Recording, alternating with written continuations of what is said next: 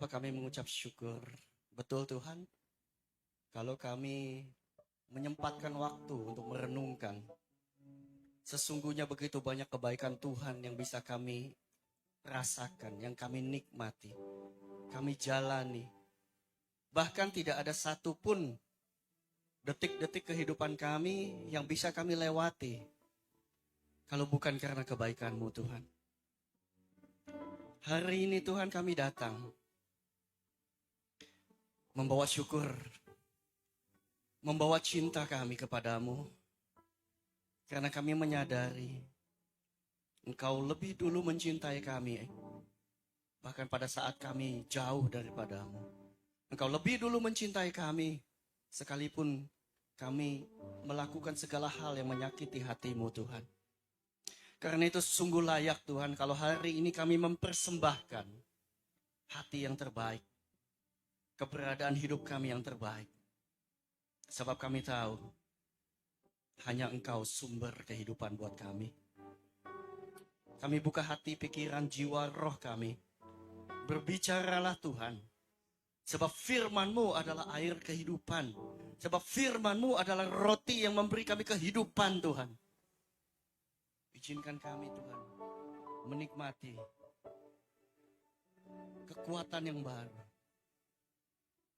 Kesegaran, pengharapan, dan janji-janji Tuhan yang tidak pernah gagal dalam hidup kami. Berbicaralah Bapa, kami anak-anak-Mu menyambut Engkau. Kami anak-anak-Mu merindukan. Kami anak-anak-Mu membutuhkan pelukan kasih-Mu setiap waktu. Dalam nama Yesus Tuhan berfirman-Lah. Kami sambut Engkau di dalam nama Yesus. Haleluya. Amin. Shalom. Nggak perlu kenalan lagi kayaknya ya. Oke. Ya, hari ini kita ingin sama-sama sharing tentang fruitful humility. Karena kan tema kita tentang kerendahan hati ya, akhir-akhir ini ya. Kita sama-sama tahu bahwa selama ini kita sudah belajar sama-sama bagaimana kerendahan hati itu mengutamakan orang lain. Ya. Tidak meninggikan diri lebih dari orang lain. Lalu kita juga bahkan diajar bagaimana kita bisa mengampuni. Itu penting sekali, bagaimana kita bisa mengampuni diri sendiri dan mengampuni orang lain. Itu penting banget gitu ya.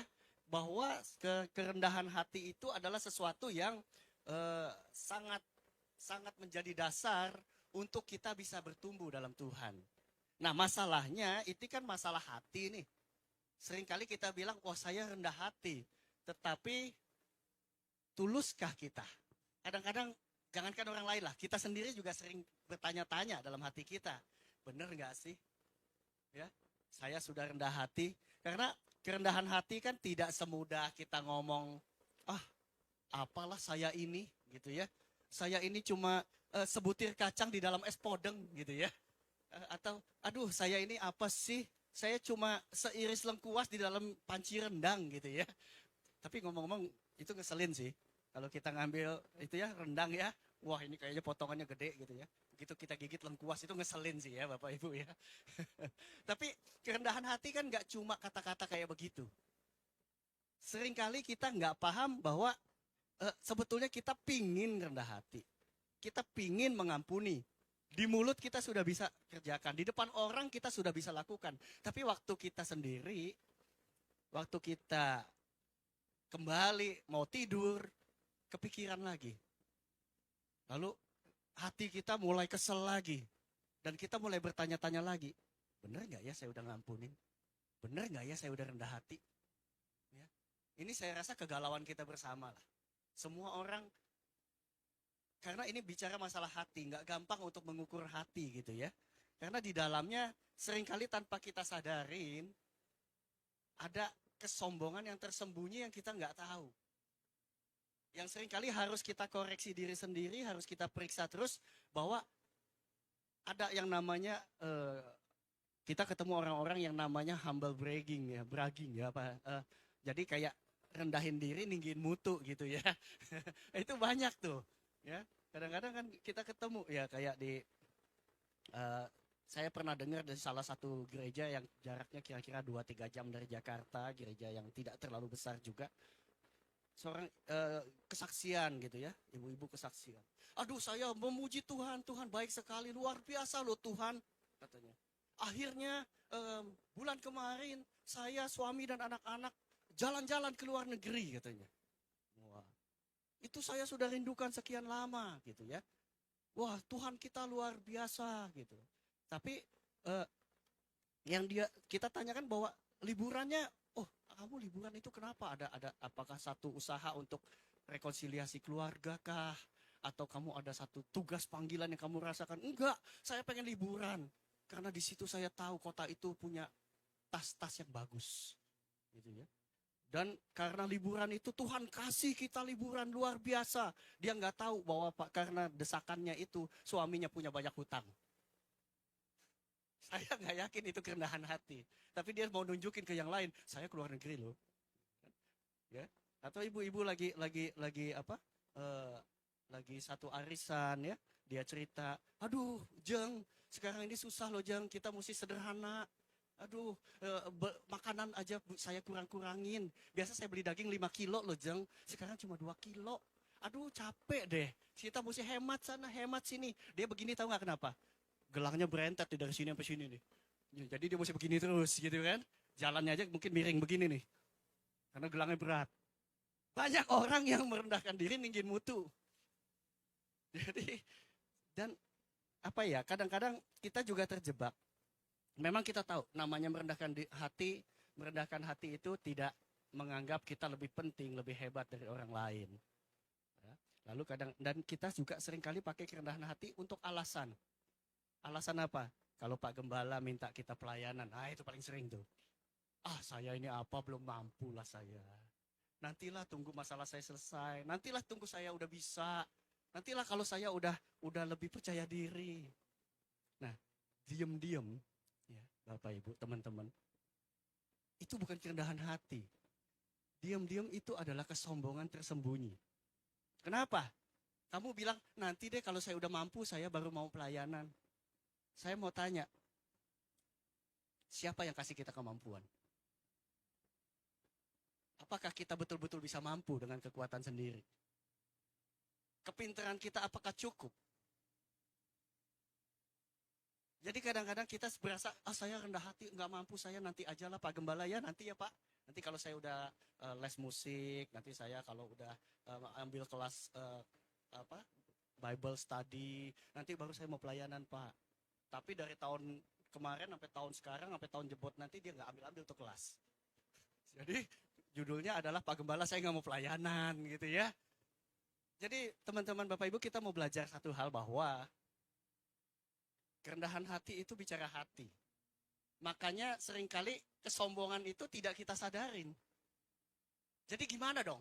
Gimana supaya kita bisa rendah hati? Itulah sebabnya Tuhan mengutamakan apa yang dilihat Tuhan adalah apa yang ada dalam hati kita. Adalah satu proses di mana hati kita harus dibentuk oleh Tuhan. Bukan kemampuan kita sendiri. Kita nggak mampu untuk rendah hati. Sebenarnya kecenderungan kita itu mau tampil. Kecenderungan kita itu mau untuk orang lain tahu bahwa kita punya kelebihan. Itu kecenderungan manusia. Tetapi bagaimana kita bisa rendah hati? Bukan yang dilihat manusia, yang dilihat Allah. Manusia melihat apa yang di depan mata, tetapi Tuhan melihat hati. Jadi kita harus berurusan dengan hati. Dan kita tidak bisa berurusan dengan hati kalau kita terlalu sibuk dengan kekuatan sendiri mencoba mengatasi masalah kita, mencoba menghadapi tantangan hidup kita dengan kemampuan sendiri. Itulah sebabnya ada satu ayat yang sangat powerful menurut saya. Di Mazmur 46 ayat 10 atau ayat 11 kalau di perjanjian di kitab bahasa Indonesianya ayat 11. Be still and know that I am God. Ini powerful sekali karena Tuhan bilang, diam, tenang. Lihat bahwa akulah Tuhan.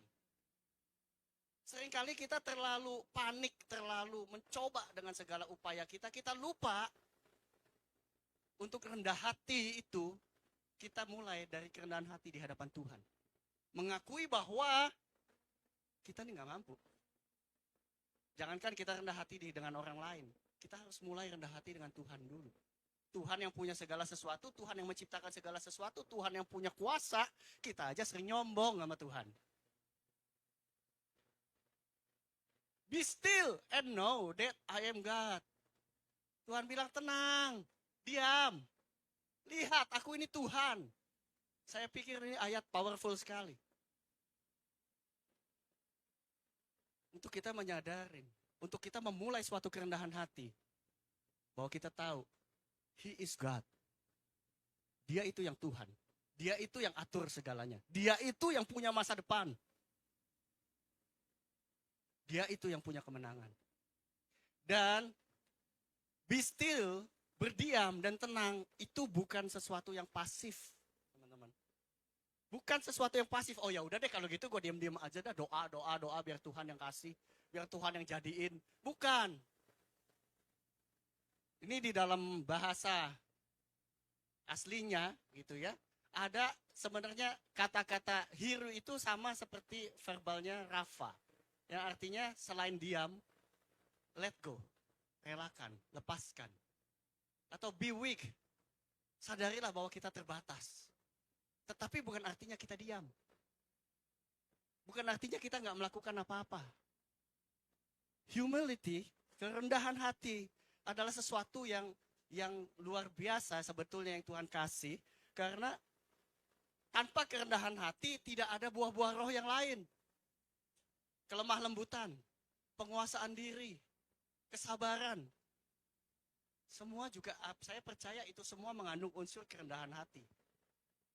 Jadi ini adalah sesuatu hal yang penting untuk kita bisa gapai. Untuk kita bisa jadikan dari hidup kita. Dan bukan dengan cara yang pasif. Karena apa? Karena ada caranya Tuhan dan ada bagian manusia yang harus kita kerjakan. Bukan semata-mata Tuhan kasih aku kerendahan hati. Plung, besok kita udah rendah hati, sabar, lemah lembut. Gitu ya. Ajaib banget. Gak bisa. Di dalam mencapai kerendahan hati, kita punya bagian untuk kita kerjakan. Ada bagian yang harus kita perjuangkan. Ada bagian yang harus kita jalani untuk kita mencapai namanya buah-buah roh. Buah-buah roh itu pasti bisa dinikmati oleh kita dan bisa dinikmati oleh orang lain dan membawa kemuliaan buat Tuhan. Yang pertama, untuk kita boleh berjalan, membangun satu kerendahan hati, membangun satu kelemah lembutan, membangun satu kemenangan dalam hidup kita. Pertama-tama, kita harus punya yang pertama adalah keputusan untuk percaya. Percaya itu bukan kondisi. Percaya itu bukan perasaan. Tetapi adalah bagian kita untuk memutuskan. Kita mau percaya apa? Bagian kita untuk memilih. Kita mau percaya Tuhan. Mau percaya janji Tuhan. Percaya firman Tuhan. Atau tidak. Banyak orang susah untuk memutuskan untuk percaya. Untuk tinggal tenang dan percaya. Sebab kondisi yang dilihat di depan mata mengecewakan. Ada orang yang bilang, saya udah sekolah tinggi-tinggi. Saya udah sekolah S1, S2. Kenapa sampai sekarang saya cari kerja susah? Kenapa sih orang gak mau pekerjakan saya? Mana Tuhan? Mana? Kata Tuhan, Tuhan akan menjadikan saya kepala dan bukan ekor. Saya percaya tuh Tuhan ngomong begitu. Tapi sampai sekarang mana buktinya? Ada orang-orang yang kecewa. Karena dia punya satu pengharapan. Bahwa apa yang dia percayai harus langsung terjadi. Percaya bukan kondisi, bukan perasaan. Tetapi adalah sesuatu keputusan yang harus kita jalanin. Apapun kondisinya, apapun keadaannya, apapun tantangannya, kita sudah putuskan. Bapak ngomong enak. Bapak gak ngerasain sih. Bapak tuh nggak tahu sih saya udah berjuang kayak apa. Bapak nggak tahu sih saya udah difitnah kayak apa. Bapak mau ngomong enak, percaya, percaya. Nih saya jalaninnya tuh, lihat tuh rekening kosong. Sekali lagi, apa yang kita alamin, proses apapun yang sedang kita jalani, mungkin berbeda satu sama lain. Mungkin perjuangan kita beda satu sama lain. Tetapi tetap ada satu keputusan yang mesti kita ambil. Dalam tinggal tenang dan percaya terletak kekuatanmu. Yesaya 30 ayat 15c. Dan sebab hidup kami ini adalah hidup karena percaya, bukan karena melihat. 2 Korintus 5 ayat 7. Bukan karena melihat. Kalau kita sudah melihat, itu bukan iman, bukan percaya.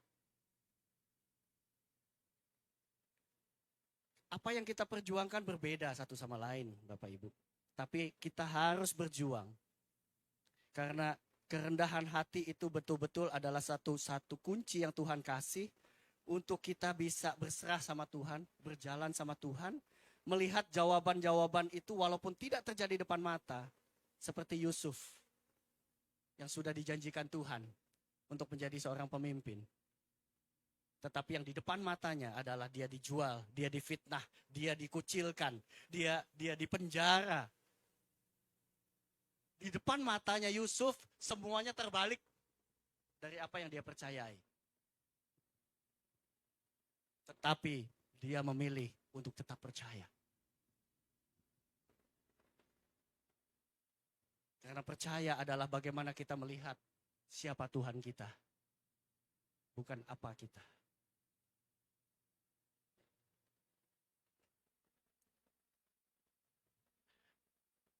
Seringkali kita harus ambil keputusan. Di tengah-tengah masalah yang begitu berat. Bapak Ibu, kita punya level yang berbeda dalam tantangan hidup kita.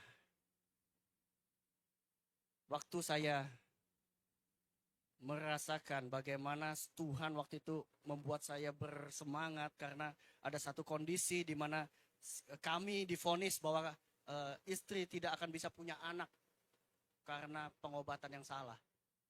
Tiba-tiba Tuhan memutar balik sehingga terjadi kehamilan.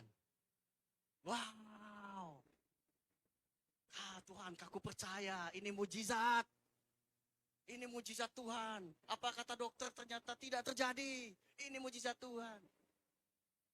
Tetapi apakah saya tetap bisa percaya pada waktu anak yang dijanjikan ini, anak yang dalam berkat Tuhan ini, harus saya pegang dengan tangan saya ini dan sudah tidak bernafas.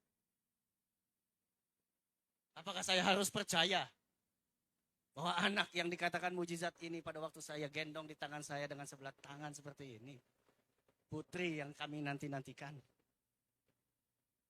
kenyataannya diambil pulang sama Tuhan. Keputusan, Bapak. Tidak ada masa depan yang kelihatan.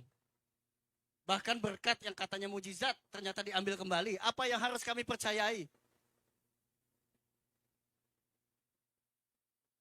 Tapi kami memilih, memutuskan untuk tetap percaya. Apa yang terjadi kemudian saya nggak tahu, Tuhan. Tapi saya harus memilih bagaimana saya melihat masa depan. Saya harus memilih bagaimana saya berjalan nantinya. Apakah saya mau kehilangan kepercayaan sama Tuhan? Apakah saya mau berjalan dengan kekuatan saya sendiri? Kalau saya berhasil, saya akan jadi sombong. Nggak perlu Tuhan. Saya bisa berhasil. Tapi kalau saya jatuh, saya akan nyalahin Tuhan. Gara-gara Tuhan sih, saya jalan begini dengan kekecewaan. Keputusan, Bapak. Yang kedua, seperti saya bilang tadi, kerendahan hati bukan hal yang pasif, bukan cuma memutuskan, oke saya percaya, ya udahlah apa yang terjadi terjadilah, kesera-sera saya jalan aja deh, pokoknya udahlah saya jalanin hidup pasrah, bukan. Yang kedua, kita harus punya kerinduan untuk bertumbuh. Seperti Yesaya katakan, waktu Tuhan bertanya, siapa yang mau aku utus? Ya, saya angkat tangan. Ini aku Tuhan. Utuslah aku. Sebab Tuhan tidak menyelamatkan kita cuma untuk menikmati keselamatan. Tapi kita punya tugas, kita punya panggilan untuk mengikuti Dia dan memikul salib. Ada rancangan Tuhan yang harus kita jadikan. Dengan kerendahan hati kita bisa melihat panggilan Tuhan. Yang kadang-kadang tidak sesuai sama rencana kita. Karena saya nggak pernah punya rencana, saya akan berdiri di mimbar begini, kesaksian sama Bapak Ibu. Nggak pernah punya rencana. Rencana saya dulu, usaha saya berhasil, saya punya perusahaan banyak, saya bisa ke luar negeri, saya bisa sukses, keluarga luar biasa. Itu rencana saya dulu. Tapi rencana ternyata terbalik semuanya. Yang terjadi adalah bagaimana saya paling tidak berhasil di keluarga besar. Keluarga besar saya kok rata-rata apa usahanya berhasil. Saya jatuh bangun. Saya kerja di sini, perusahaannya tutup. Saya buka usaha di sini, ternyata ditipu orang. Saya usaha lagi di sini kerja, lalu terjadi hal-hal dan tidak pernah berhasil sepertinya yang saya pegang. Sehingga di keluarga besar dianggap saya ini, apa sih lu Tuhan-Tuhanmu mana? Mana Tuhanmu?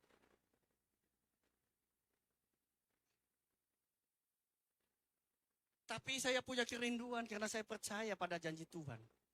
Bahwa Tuhan menjanjikan bahwa Dia punya rencana yang indah buat setiap kita. Dia punya masa depan yang luar biasa yang kita belum bisa lihat. Dan untuk itu tidak bisa kita duduk diam. Saya tetap berjalan, saya tetap mencari, saya tetap belajar, saya tetap berusaha, merendahkan diri. Saya datang kepada teman saya bilang, bro, gue lagi gak ada kerjaan sama sekali nih, gue bingung. Biasanya cari kerjaan cepat, ini kok gak dapat. Boleh gak gue bantu lu? Berapalah terserah lu, ganti transportnya pun gak apa-apa. Itu menekan ego saya segitu rupanya.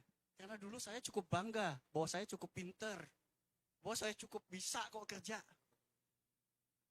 Tapi ego saya dihabiskan, dihancurkan, diremukkan sampai itu. Bro, berapapun lu kasih lah, gue mau kerja aja dah.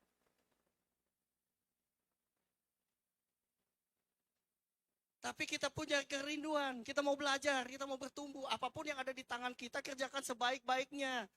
Banyak orang kecewa sekarang karena apa? Saya sekolah tinggi-tinggi, kerjaan saya ditawarin gaji yang kecil. Cuma jadi ini, cuma jadi itu. Kita nggak pernah tahu hal-hal kecil ini yang dipakai Tuhan. Untuk menjadi benih. Yang pada saat kita bisa pupuk, kita bisa siram, kita bisa tumbuhkan. Itu akan jadi buah yang besar nantinya. Yusuf memupuk itu dengan kesabaran, dengan kepercayaan dia. Di dalam penjara pun dia tuh mungkin terus bertanya-tanya. Kenapa saya malah ada di sini? Di tempat paling gelap yang gak pernah dilihat orang. Bahkan teman yang saya doakan aja lupa kalau saya masih ada di dalam penjara. Tapi dia tetap berdoa. Dia tetap percaya. Positif. Yusuf selalu positif dengan hidupnya. Dan kita tahu pada akhirnya jawaban janji Tuhan itu dibuka dalam hidupnya. Tapi sudah siapkah Yusuf pada waktu itu? Apakah hatinya sudah cukup lapang untuk menerima keberhasilan? Sehingga pada waktu saudara-saudaranya datang, Yusuf sudah punya hati yang cukup besar untuk ngampunin saudara-saudaranya. Yusuf sudah punya hati yang cukup mengerti untuk berkata, walaupun kamu merancangkan hal-hal yang jahat atas hidup saya, Tuhan mampu merubah jadi kebaikan buat saya. Itu nggak didapat tanpa pertumbuhan. Itu nggak didapat kalau dia nggak punya kerinduan, kepercayaan,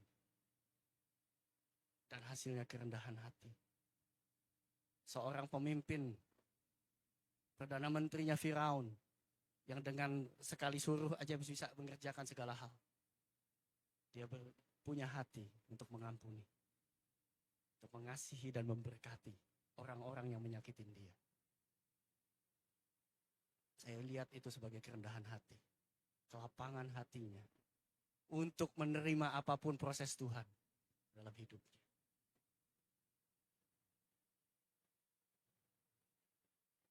Sering kita harus bertanya-tanya di Di dalam satu proses kerendahan hati, di dalam satu proses menjaga kepercayaan, sering kita harus bertanya-tanya.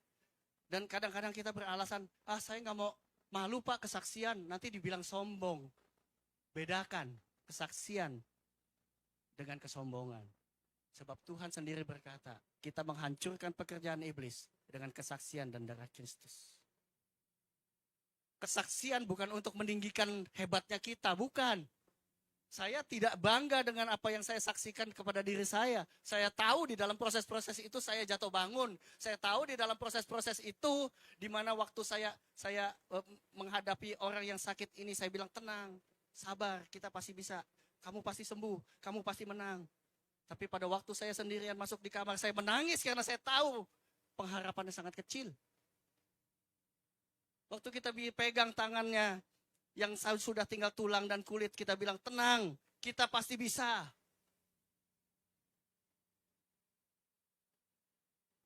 Dalam hati kita tahu, semakin buruk, semakin buruk, semakin lemah.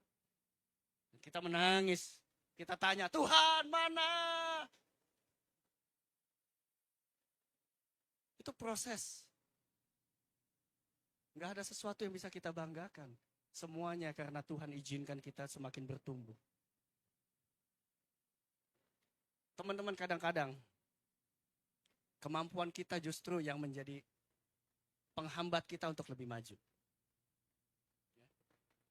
Saya mau tanya nih, siapa yang paling sulit menikmati pujian penyembahan di gereja?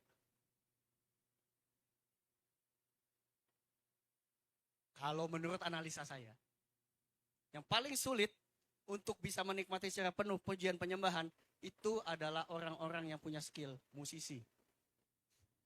Kenapa? Oh Tuhan, bahasnya kurang nih. Ya kan? Oh mulialah namamu. Itu kok speaker yang sana kok bunyi kerces-kerces sih? Mulialah kau Tuhan. Mixingernya kegedean. Terlalu banyak distraction. Terlalu banyak gangguan. Sehingga justru yang paling kita kuasain menjadi penghambat kita untuk menikmati kebaikan Tuhan. Sesekali rendahkan hatimu. Nikmati apa adanya. Karena itulah yang Tuhan kasih buat kita. Saya juga kadang-kadang kan saya juga suka olahraga ya, bertangkis gitu ya. Lumayan lah level-level menengah gitulah. Lalu saya lihat di YouTube. Di YouTube ada yang share di YouTube gitu kan. Wah, ini pertarungan sengit, smash-smash yang menggelegar, permainan yang luar biasa. Begitu saya tonton, apaan ini mah pemula gitu ya. Tapi buat mereka kan itu satu kesukaan. So what? Enjoy it. Kita mulai dengan kerendahan hati. Karena segala sesuatu yang kita punya itu dari Tuhan kok. Skill kita dari Tuhan. Saya punya teman yang backgroundnya juga pemain gitar. Dia sempat ikut turnamen Bogor, Jawa Barat. Dan dia berhasil jadi juara 2 gitaris di sana. Jago mainnya gitu kan. Tapi suatu hari waktu dia bekerja di suatu pabrik besi. Dan dia jadi mekaniknya, dia betulin mesinnya. Tiba-tiba mesin itu pada waktu dia betulin turun. Jelak! Dan dia harus kehilangan 4 jarinya. Tinggal 1.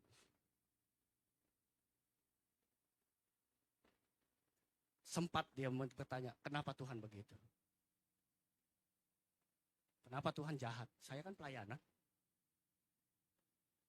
Dan begitu dia sembuh dari rumah sakit, perusahaan yang tempat dia bekerja mem-PHK dia.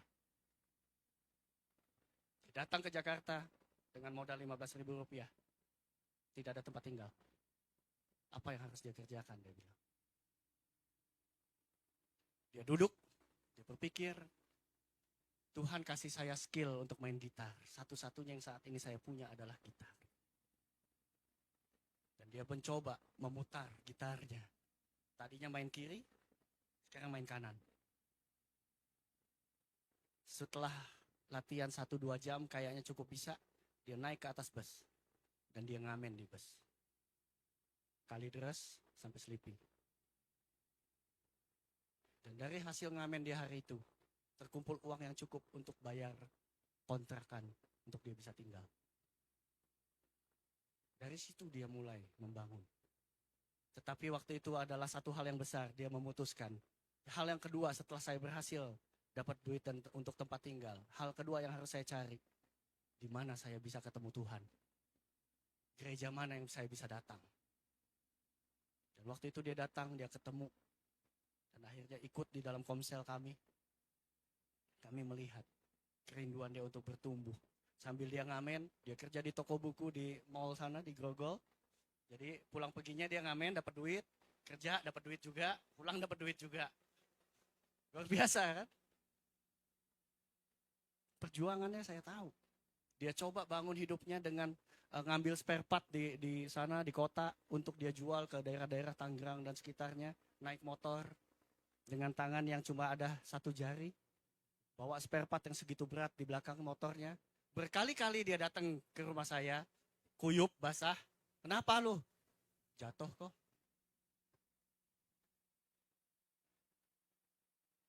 Tapi dia tidak menyerah. Dia tidak menyerah atas hidupnya. Hari ini dia ada di Kalimantan kerja di sana. Dia sudah punya 1 istri dan 2 anak. Kerinduannya untuk bertumbuh tidak pernah berkurang. Bapak Ibu, Tuhan itu setia kok. 3K. Yang pertama, kita harus mengambil keputusan untuk percaya. Yang kedua, kita harus punya kerinduan untuk bertumbuh. Dan yang ketiga, setelah kita punya keputusan dan kerinduan, kita harus punya keberanian untuk melakukannya. Kalau cuma sebatas keputusan dan sebatas kerinduan, tanpa kita lakukan, itu juga nggak akan jadi buah. Nggak akan jadi sesuatu yang menghasilkan. Kalau kita nggak berani mencoba, sebelum kita mulai kita sudah takut gagal. Aduh, Bapak Ibu, kemarin hari Rabu ada ibadah di sini, itu pengalaman pertama juga buat saya itu. Saya waktu itu memutuskan untuk jadi worship leader di depan kan. Sudah saya siapkan semuanya. 10 menit sebelum acara dimulai. Enggak tahu kenapa mata saya dua-duanya bengkak dan perih. Sehingga saya tidak bisa buka mata. Wow. Seandainya saya bisa ngintip, bisa lihat. Saya lihat ada Marcel aja di situ. Saya pasti minta tukeran sama Marcel. Tapi waktu itu saya benar-benar nggak bisa buka mata. Saya untuk ngelihat handphone yang di sini aja tuh maksakan itu perih. Ya sudah. Saya cuma modal, ya sudahlah, mau gimana lagi, acara harus berjalan. Tuhan, kalau memang kau mau tetap saya kerjakan, saya beranikan diri, saya jalan. Jadi teman-teman yang hadir waktu itu lihat kali ya, saya nggak ngadep sini, mungkin saya ngadepnya gini kali ya. Karena saya nggak ngelihat siapa yang ada di depan, apa yang terjadi. Sambil nahan sakitnya mata, sambil air keluar, saya bingung. Ya Tuhan, saya bilang. Saya baru bisa buka mata waktu Pak Wandi doa berkat. Ayah, wae. Tapi itulah yang harus kita jalanin, Bapak Ibu. Punya keberanian untuk menyampaikan Yesus di setiap saat. Siap atau tidak siap. Baik atau tidak baik waktunya. Karena mujizat adalah buah dari ketaatan. Kita nggak bisa lihat mujizat, nggak bisa lihat perubahan kalau kita tidak kerjakan apa yang Tuhan minta untuk kita kerjakan. Jangan takut gagal. Anak saya waktu kemarin sempat jam 3 pagi, saya lagi udah setengah di alam surga. Handphone saya bunyi. Saya lihat jam 3 pagi, anak saya telepon. Dia lagi galau. Kenapa galau? Aku mesti kerjanya gimana ya nanti ya? Ini kuliah udah mau habis. Terus aku mau lanjutinnya gimana? Aku bingung loh. Terus nanti aku mau coba ini, nanti kalau gagal gimana? Setelah kita investasi pendidikan segitu mahal, kalau aku gagal nanti Bapak Mama gimana? Saya bilang, manusia gagal itu biasa. Tetapi pastikan di setiap kegagalan ada pelajaran berharga yang kita bisa ambil. Dan pastikan di setiap kegagalan bahwa kegagalan itu bukan karena kita yang kerjakan asal-asalan. Kita sudah lakukan terbaik. Kita sudah kerjakan dengan sebaik-baiknya. Kalau Tuhan katakan itu cukup, kita harus berubah kepada panggilan yang berikut, pekerjaan yang berikut. Nikmatin aja. Yang penting ambil pelajaran terbaik dan jangan diulangin. Jangan takut gagal, saya bilang. Kepada anak saya waktu malam itu. Subuh malah ya. Sehingga habis itu saya susah untuk tidur lagi. Tapi itu yang terjadi. Berani untuk setia dan taat. Di masa-masa waktu pasangan saya sedang dalam kondisi yang sangat kritis. Penyakitnya sangat parah dan dia ada di rumah sakit. Sehingga harus kita nunggu infus. Infus itu bukan darah tapi albumin dan sel darah putih dan lain-lain. Di saat yang bersamaan hari itu, di gereja dulu di tempat saya, kami sudah mengumumkan bahwa kami akan mengadakan doa semalaman. Dan kebetulan saya yang harus memimpin acara tersebut. Pasangan kita sedang terbaring di rumah sakit. Kondisinya sangat parah. Ada tanggung jawab yang mesti kita kerjakan. Apa yang harus saya pilih? Saya sudah bilang, saya batalin aja ya.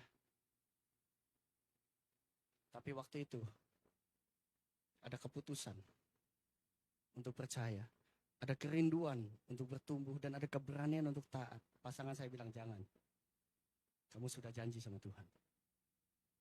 Saya sudah ada di rumah sakit. Di sini ada suster, di sini ada dokter yang bisa jaga saya. Kamu pergi. Lakukan apa yang Tuhan minta kamu lakukan. Jadi malam itu, teman-teman, Bapak Ibu, saya memimpin sebuah acara doa semalaman dari jam 10 malam sampai jam 5 pagi. Mendoakan orang-orang sakit. Mendoakan kesembuhan. Mendoakan terobosan. Pada saat yang sama, pasangan saya sedang terbaring sakit di rumah sakit.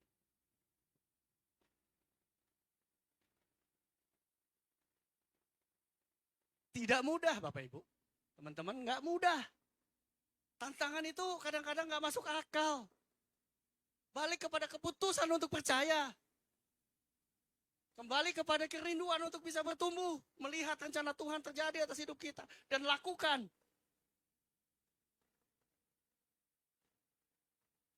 Hasilnya apa? Ujung-ujungnya, pasangan saya pun dipanggil pulang sama Tuhan.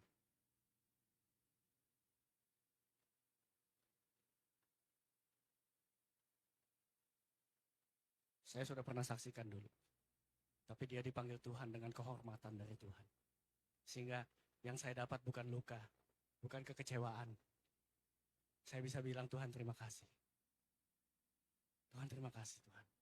Sekali lagi, kesaksian ini menunjukkan betapa Tuhan setia. Betapa Tuhan merindukan kita untuk melakukan 3K tadi.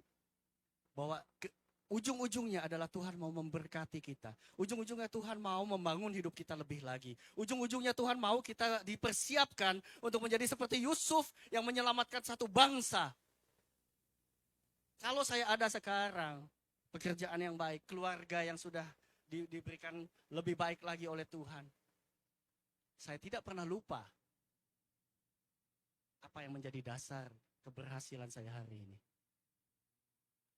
Apa yang menjadi dasar pertumbuhan saya hari ini. Percaya, setia, taat. Kita terlalu banyak mengeluh untuk hal-hal kecil. Begitu sesuatu tidak sesuai sama yang kita rencanakan, yang kita inginkan, ketakutan menyelimuti hati kita. Kita mulai mengejar Tuhan, dikatakan, Tuhan mana? Tuhan tolong saya. Tuhan bagaimana janjimu? Masa kayak begini Tuhan? Orang itu bukannya makin benar, makin membuat saya susah Tuhan. Jangan lihat masalahmu. Lihat Tuhannya. Tuhan terlalu besar untuk masalah kita.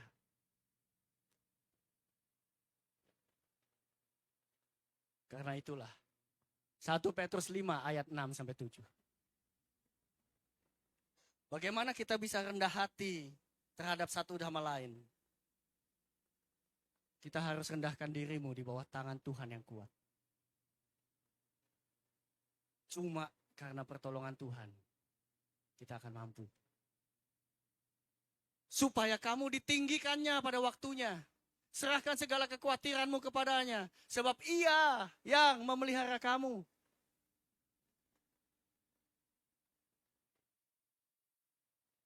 Teman-teman, ini kuncinya. Rendahkan diri kita di hadapan Tuhan. Bukan untuk mengatakan aku gak mampu Tuhan untuk berubah. Bukan untuk mengatakan aku gak mampu Tuhan untuk komitmen. Bukan untuk mengatakan aku gak bisa masuk dalam pelayanan Tuhan. Karena kondisiku masih begini, masih begitu, masih belum memungkinkan. Ada masalah ini, ada masalah itu. Terlalu banyak masalah yang kita kedepankan sama Tuhan. Tapi kita lupa bahwa Tuhan masuk ke dalam masalah kita.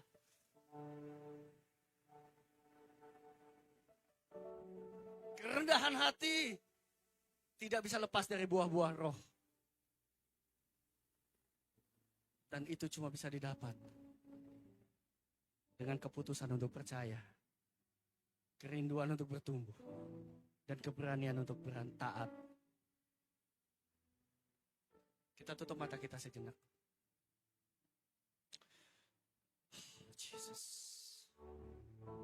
Tuhan, terima kasih. Kalau hari ini Tuhan Engkau mengingatkan kami bahwa kerendahan hati itu bukanlah sesuatu yang pasif. Bukanlah sesuatu yang menunggu dan menunggu dan menunggu Tuhan melakukan perbuatannya dalam hidup kami. Tapi kerendahan hati adalah satu sikap yang mengakui bahwa di dalam perjuangan hidup saya ada Tuhan, tangan Tuhan yang kuat yang mampu mengangkat saya. Ada tangan Tuhan yang kuat yang memegang aku. Aku tidak akan berhenti berjuang. Aku tidak akan berhenti untuk mencoba. Dan aku tidak akan berhenti untuk mendekat melayani Tuhan. Cuma ini yang kami punya, Tuhan. Hari ini jangan beralasan lagi. Ingat, segala sesuatu yang baik datangnya dari Tuhan. Jesus. Inilah yang ku punya, hati sebagai hamba yang mau taat dan setia padamu Bapa. Kemanapun ku bawa, hati yang menyembah dalam roh dan kebenaran sampai selamanya. Inilah yang ku punya, hati sebagai hamba yang mau taat dan setia padamu Bapa. Manapun ku bawa, hati yang menyembah dalam roh dan kebenaran sampai. Memang tidak mudah, teman-teman. Waktu saya memegang jasad dari bayi yang kami rindukan, tidak mudah untuk memaksakan diri berkata, terima kasih Tuhan, Engkau baik. Bahkan kata-kata itu sepertinya stop di tenggorokan. Nggak bisa keluar suara itu. Melihat kenyataan jasad yang ada di tangan saya. Dan kerinduan saya untuk mempercayai Tuhan, itu dua hal yang sangat bertumburan. Yang sangat bertabrakan, yang sulit. Memaksakan diri saya untuk Tuhan, terima kasih. Aku percaya Engkau baik. Aku percaya ini yang terbaik. Aku percaya masa depanku tetap akan Engkau berkati. Susah Bapak Ibu. Waktu pekerjaan yang kita bangun ditipu habis. Susah untuk berkata terima kasih Tuhan.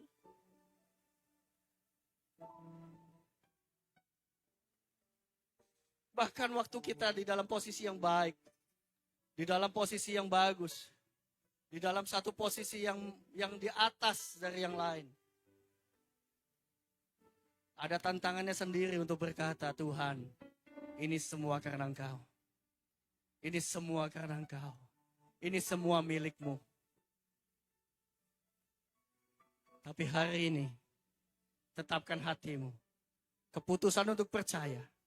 Kerinduan untuk bertumbuh. Keberanian untuk taat. Maka tangan Tuhan yang kuat tidak akan pernah meninggalkan engkau. Dan engkau akan ditinggikan pada waktunya.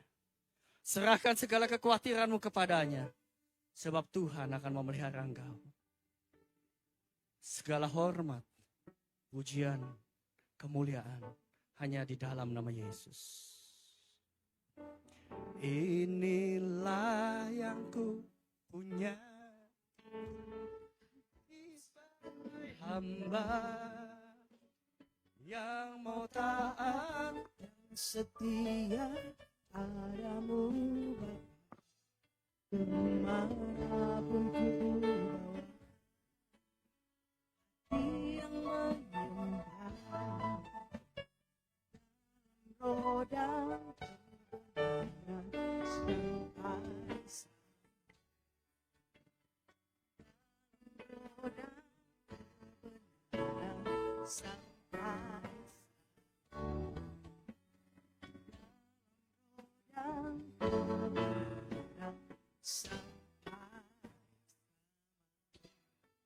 Terima kasih Tuhan, terima kasih Bapa buat firman yang kau taburkan pada yang hari ini Tuhan Yesus. Berkati hamba-Mu yang luar biasa yang telah menyampaikan firman pada hari ini Tuhan Yesus.